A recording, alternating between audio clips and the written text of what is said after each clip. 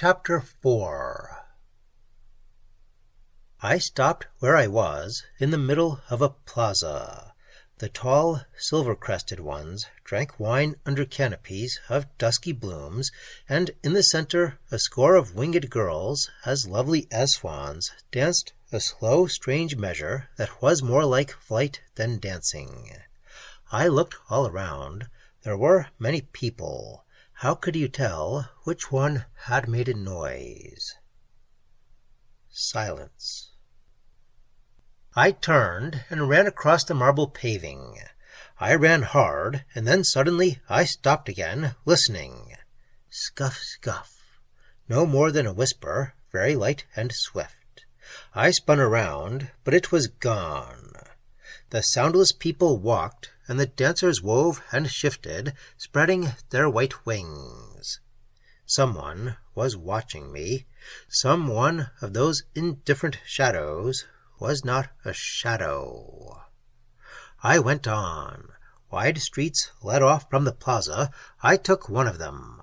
I tried the trick of shifting pace, and 2 or 3 times I caught the echo of other steps than mine. Once I knew it was deliberate. Whoever followed me slipped silently among the noiseless crowd, blending with them, protected by them, only making a show of footsteps now and then to goad me.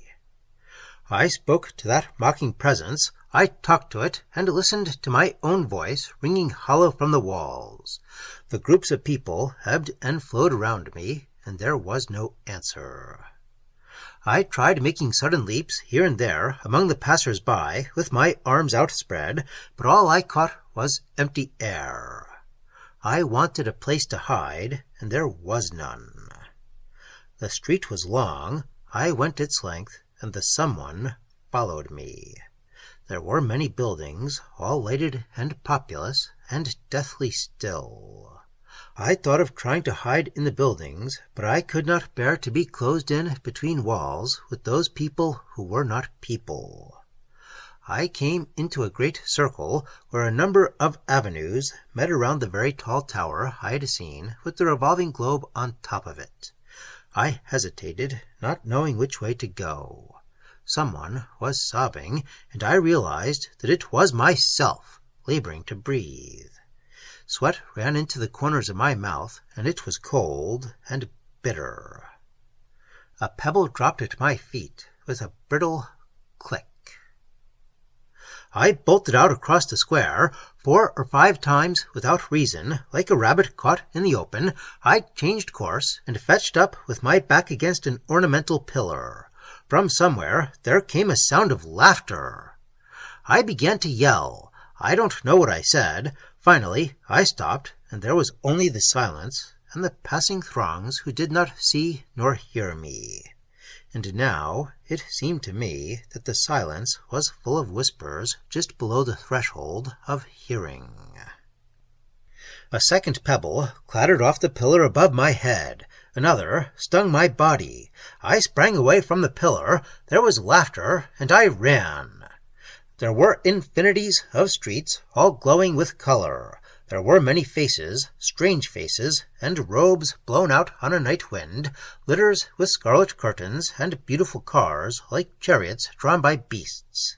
They flowed past me like smoke, without sound, without substance, and the laughter pursued me, and I ran.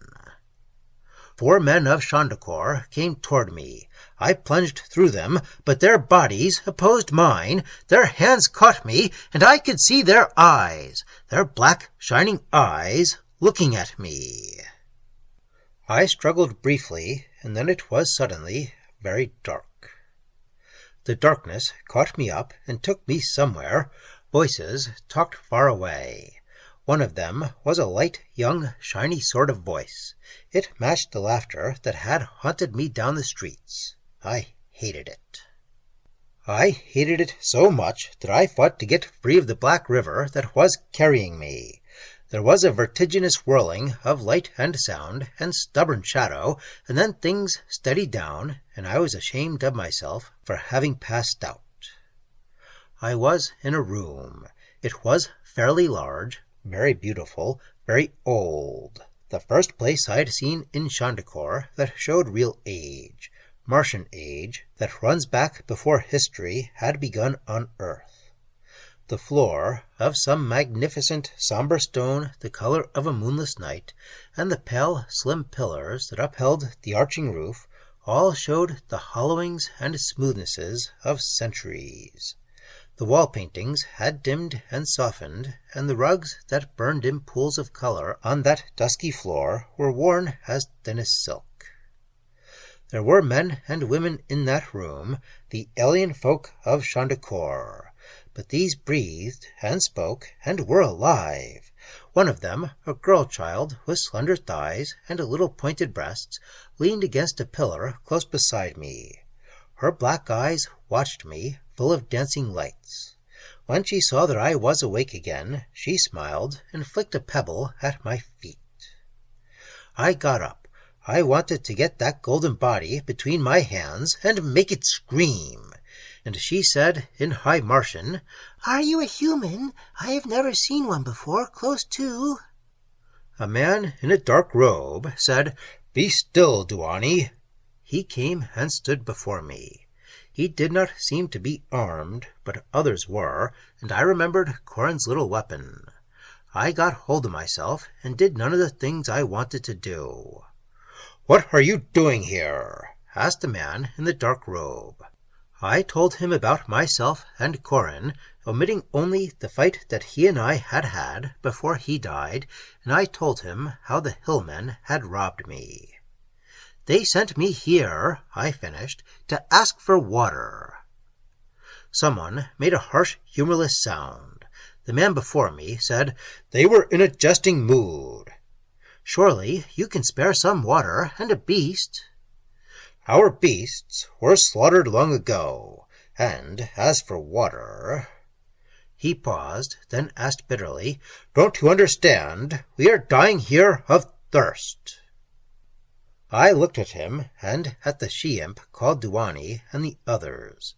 "You don't show any signs of it," I said. "You saw how the human tribes have gathered like wolves upon the hills. What do you think they wait for? A year ago they found and cut the buried aqueduct that brought water into Shandakor from the polar cap. All they needed then was patience, and their time is very near. The store we had in the cisterns is almost gone."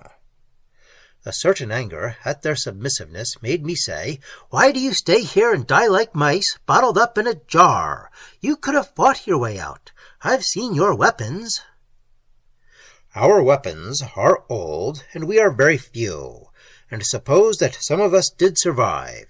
Tell me again, Earthman, how did Corin fare in the world of men?" He shook his head.